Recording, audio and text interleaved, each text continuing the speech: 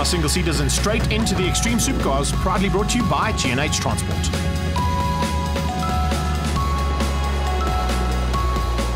When it comes to Extreme Supercars, G&H are now the main sponsors, and we've seen some amazing racing so far. But of course, the John O'Cara boys have got 3 BMWs that are absolutely incredible. On Jimmy's car, we're looking at AP brakes all the way around. Some amazing suspension that's been put into this car. It's a stock standard 135i, but as you can see, running a massive Garrett turbo.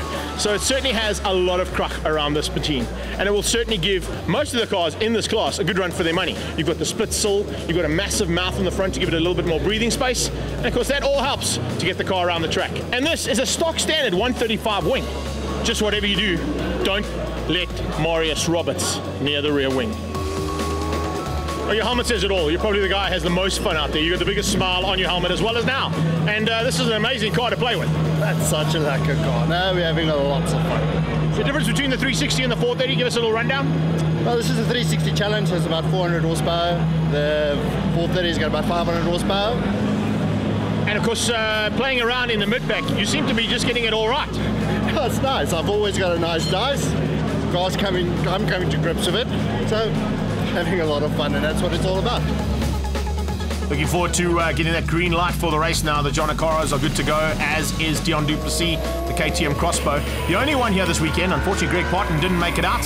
But we're about to go racing here in the G&H Extreme Supercars. Joining me in commentary, Mel Spur. Mel, 8 laps of potential chaos out there.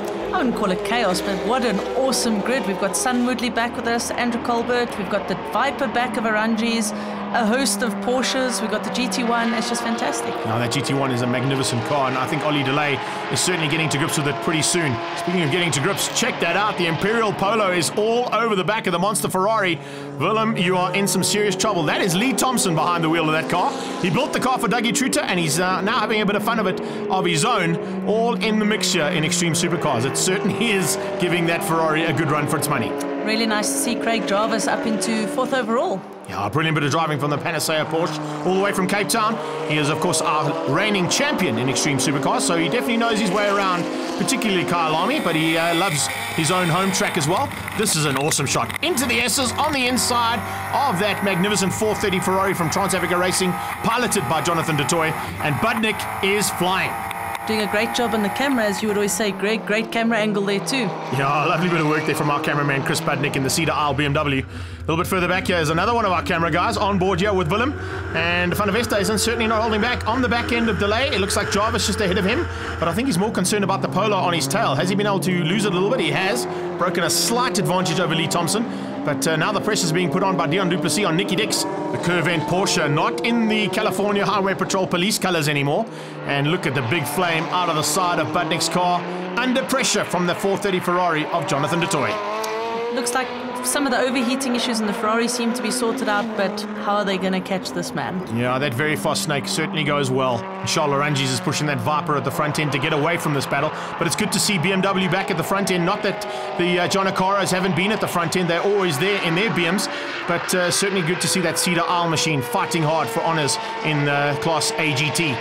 This is a super battle. Lee Thompson is all over the back of Willem van der Westhuizen, and even though it's a Polo on his tail, he's going to be reveling in the fact that he's in a dice, isn't he? And also, it's not just any Polo, it's a supercharged Polo driven by Lee Thompson. Yeah, exactly. So holding him off is going to be a task on its own.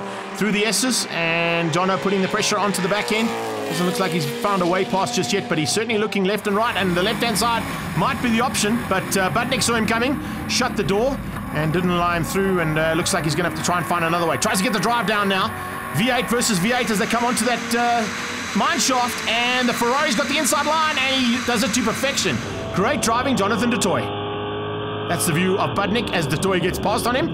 Now hard onto the brakes, down into second gear. Paddle shift there on the 430, and a normal shift there coming out of the Cedar Isle BMW. There's the magnificent GT1 of Oliver Delay, the Marlboro Crane hire man. He's doing a great job in that car, and I've got to say, well done to Bailey Edwards for building that machine. Jimmy John O'Cara in probably one of the fastest BMWs on the circuit, certainly having some fun and games in amongst the Porsches and fighting for honours, but he's got to try and catch his one of his sons, Ricky, a little bit further up the road. And Ricky is into the battle. Look at that, onto the back end of Lee Thompson. A bit further back, Paul Hill also having a nice little battle there with Tuka. And Mechanicos is on the inside. Tuka gets the drive. and heads across the line. Oh, it's going to be tight between the two of them. Oh no, have we lost gears again? We're on board here with Gianni Giannacaro, and yes, 1, 2, 3, 18 gears in a BMW, and not working again. He's not going to be happy about that, but I'm sure that they'll get the car sorted out and probably get him out by the time we start race number 2. Very considerate of him to put on his hazards. The guys can see he's pulling off. Yeah, it's that kind of driver, isn't he? I've got to say a big thanks to them once again for the awesome opportunity to play in the Mini. The checkered flag, though, is about to come out, and race 1 victory goes to the very fast Snake, VFS Racing's. Oh, but action at the end, wow! Jarvis trying to dive up the inside, loses 1, 2 positions. A costly maneuver though, but gets going again, and eventually going to come through just behind Dion Duplessis for 6th place. But I was about to say, Charles Arangi's pretty much untouchable right now in that VFS Racing Dodge Viper. Good recovery there from Craig Jarvis. We'll see him finish up in 6th place, but it's behind Jonathan du Toit, Chris Budnick, Nicky Dix, and Dion Duplessis. As we turn the page, it's Oliver Delay that wins things out in Class C, and a much better run than in Pekisa, where he parked that GT1 of his on the sideline, so he'll be happy with Class C's victory. Andrew Culbert in 8th, 9th place to Willem van der Westhuizen and Thompson in 10th, and the Giannacaros in 11 and 12. 3rd place in CGT goes to Sun Moodley, Paul Hill beating out Tuka Mechanicos, Creve and Lotta, 16 and 17. Not sure, went out on the warm-up lap, everything felt good. Brakes were strong, car felt strong. Down the mine shaft, not sure if we lost a valve or a rocker, but suddenly just no power. So better to bring it in than break it completely. So just lost power, and hopefully we can sort it out for the next lead. That's what everybody hopes. Del Penny makes his way out onto the black stuff again, and 27 cars line up for race number 2 here in the G&H Transport Extreme Supercars. It's Ferrari versus Viper at the front, but further back it's Ferrari versus Polo, and let's see if Lee Thompson can do anything about Willem van der Westhuizen in the 360. He's got a better drop off the line and leaves him in the lurch. Andrew Culbert's under pressure as they head down into turn 1. What a start there from Lee Thompson. Jimmy's up the inside too. Wow, van der Westhuizen fallen by the wayside, Mal. Not a good start for him. No, but what a magnificent sight to see all those cars coming into turn 1 at Kyalami and to have spectators. Yeah, great to see. I just hope it's going to be long-standing and nothing goes wrong with the auction in a few weeks' time. But here we go at the front end. Once again, the Viper getting away. Du Toit under pressure, as always, from Budnick, but Nicky Dix a lot closer this time and possibly could spoil the day there for the Ferrari and BMW fans. Looks like Jonathan's not quite letting Scholl get the same gap he got in the first heat, so let's hope he can keep that gap down. Yeah, I think it's because Jonathan's ahead of Budnick this time. He was able to get the jump on him on the start. So, as you said, he's not going to let Charles Arangis pull away. He's going to try and maintain that gap and keep him under pressure.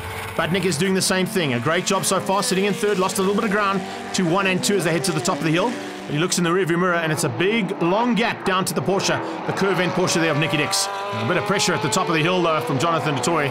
He certainly isn't holding back. Here's Mark du Toit's brother in the A4. Up onto the braking markers and closing in on Del Penny. Oh, Del Penny, he's a hard body kind of guy. As they come out of Westbank, he's certainly going to have to push that Nissan 350Z of his to stay ahead of the A4 Audi. I hope no dogs run across the track and he has to avoid them. Yeah, he's a bit of a sick puppy type of guy as well. Penny loving life in the battle, in the mid-pack. Front end, though, is a lot closer, Mel. I got to say, I'm not quite sure if Arangis is maybe just holding back, putting on a bit of a show here. If he is, that's what people have come to watch. Oh, Jimmy Giannacaro with a problem. Slowing, maybe just missing. No, he's into the pit lane. I thought he might have missed a gear, but he's definitely out of this one. And you can see now Willem van der Westhuizen trying to pull away from Ricky. Gianni Giannacaro actually has come out in the G&H Speed and Sound BMW, thanks to Joel Silva. And unfortunately, he's right at the back of the field, but at least he's still in the battle. So pity for Jimmy, his brakes actually just decided no more. Yeah, it's a big pity there. Oh, it was an onboard shot. You can see how hard he was working. I say hard. It looked like he was taking a Sunday stroll in that Viper. And already starting to slip and slide, and a bit of evasive action onto the dirt there from the Cedar Isle BMW. In the background, though, it's Jarvis, Duplessis, Nicky Dix fallen by the wayside and right out the back of that front pack. Here we see Sun Woodley trying to catch the back end of Paul Hill in his Kalex BMW. And it's a battle for Class B and C's that are kind of got together here. Paul Hill with a little bit of a jump over the Giannacaro car just in the background, and of course over the G&H car of Tuka Mechanicos. So Mechanicos has actually got a Porsche in between himself and the man he fought with in race 1. This is the onboard shot of the open cockpit of that KTM Crossbow, and Dion Duplessis certainly looking for a way to close in. And in fact, there's a problem at the top. There he is. That's where Nicky Dix has gone.